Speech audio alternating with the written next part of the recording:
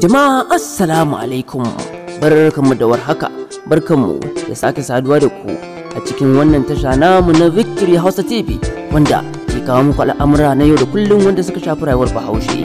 Shahararren jarumin nan na Kannywood wanda aka sani da Adam A Zango yayi amansa kuma ya lashe a yayin da ya dawo domin rijistar nan ta censorship board wanda dalilin haka ya sa ya tsere. Jarumi Adam A Zangon ya bayyana dalilansa na dawowa domin yin wannan rijista ta Kannywood. Yanzu za ku ji bayani daga gare shi kai tsaye. Assalamu alaikum. Sunana Adam Abdullahi Zango. Isa abu na farko da ya sa ni na yi rijista shine abu ne guda biyu suka ja hankali na je na rijista, ba wai dan wani ko dan wata ko dan kuma tsoro ba. Abu na farko shine dama dalilin da yasa na ce ba zan yi saboda hukumar ita ce ta dakatar da wasana da sallah, kamar yadda kowa ya sani. Na sake zuwa zan yi kallon fim tare da masoyana, ta dakatar da ni da zuwa kallon fim din, shi ma na haƙura ban je ba. So wannan dalilin ne yasa na dawo na ga cewa okay to me yasa waɗanda ba su da rajista suna yin abin da suka dama jihar Kano na sana'ar su, amma ni an hana ni. Na tsaya na duba ban ga dalili ba kuma ban san mene ba. Wannan dalilin ne yasa na ce to wannan da rijista idan na yi dama kujerar ake wa rijista, ko ce da gwamnati ake yi, ba wani individual mutane ba ne ko kuma wani kungiya ko wani kamfani na gwamnati ne, wanda dole ko da zalunci ne gwamnati ta shirya akan za ta yi maka rijista ba ya zama dole ka yi, saboda mai gwamnati ba a faɗa da hukuma. Wannan kenan. Abu na biyu kuma producers ɗin da suke aiki da ni a Kano suna da yawa, kuma ba su da wanda suke sha'awa su ga sun yi aiki da shi a cikin jarumai kamar ni. Sai zamana cewa kuma suna samun matsaloli wajen yin aiki da wasu jaruman saboda ni ko suna so ba za su same ni ba saboda ban yi rijista ba, kuma ba za su yi ba. Haka zalika ni ma da kaina na san cewa idan ban yi rijista ba in suka kawo aiki na karba kamar na zalunce su ne. Da haka in suka ce min za su yi aiki mace musu nake sa wani, saboda na san zai iya zama musu asara. Kuma producer shi ne su ne mutanen da suka yi ta turo min korafinsu akan in duba in gani, saboda halin da ake ciki ba wai ba za su iya yin aiki babu ni bane, za su iya yi, amma sun fi so da ni din. To ni kuma da na duba na ga dama farko da na ci ba zan yi rijista nan ba, na yi tunanin kaina ne, na yi tunani ne in karba wa kaina hakkina. To daga baya kuma sai na zo sai na ga cewa rayuwata ko in ce a sana'ata tana da link da abincin mutane da yawa.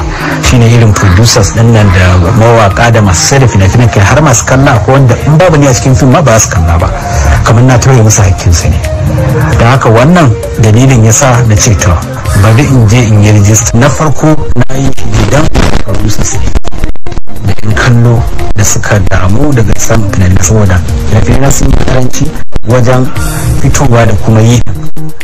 Saboda ni ba zan iya fita in yi adadin waɗannan fina-finan da ake fitarwa da ni ba, saboda yanzu iya nawa kawai zan iya, sai kuma wasu na makusanta na tabbatar da ba zan ishi 'yan kallo na ba.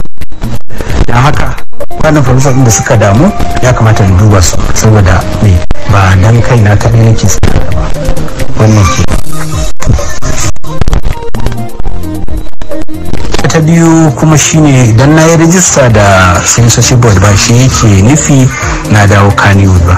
Kamar yadda na faɗa, Kannywood kungiya ce wanda a kanan za a iya kirkiran wata Gwammaja Wood, za a iya kirkiran Karkasara Wood, za a kirkiran Dorayi Wood, duk abin da aka dama za ka iya, saboda kungiya ce babu wanda ya sai hana, saboda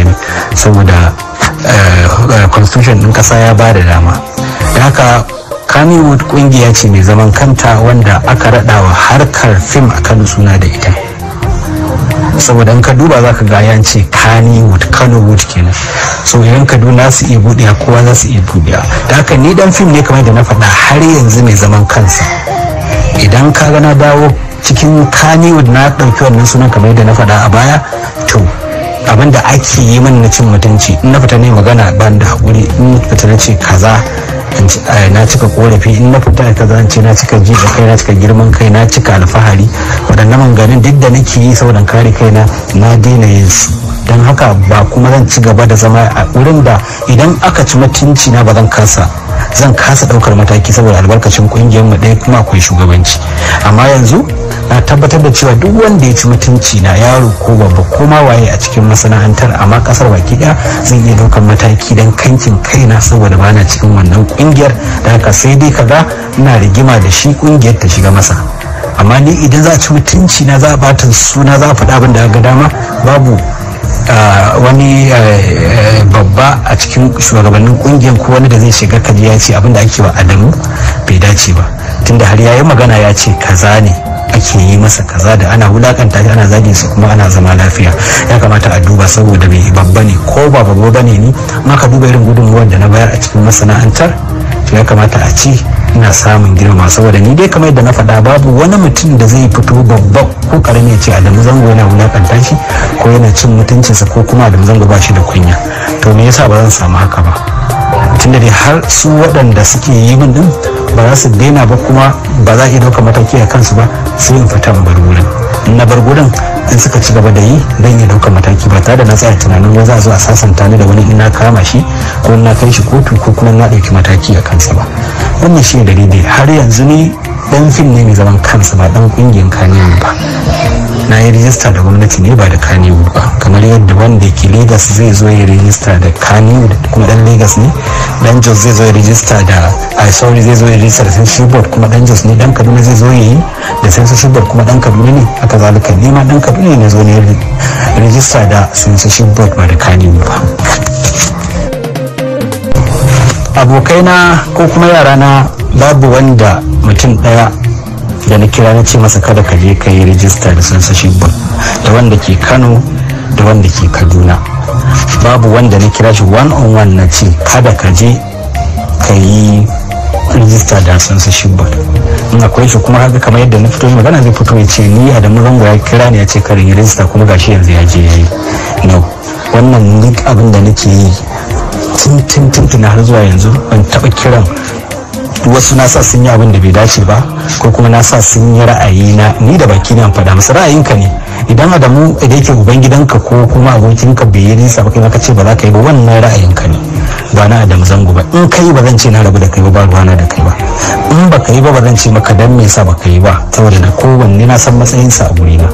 Da haka da yarana da abokaina babu wanda na ce kada yi, kuma duk wanda hasali ma ko wanda ma da kansu ma ba sun ma ce ba za su yi ba, na rantsi da girman Allah na ce musu ku je ku yi, saboda kunji ku yanzu ku yi tasowa, kada ku rigima da gwamnati.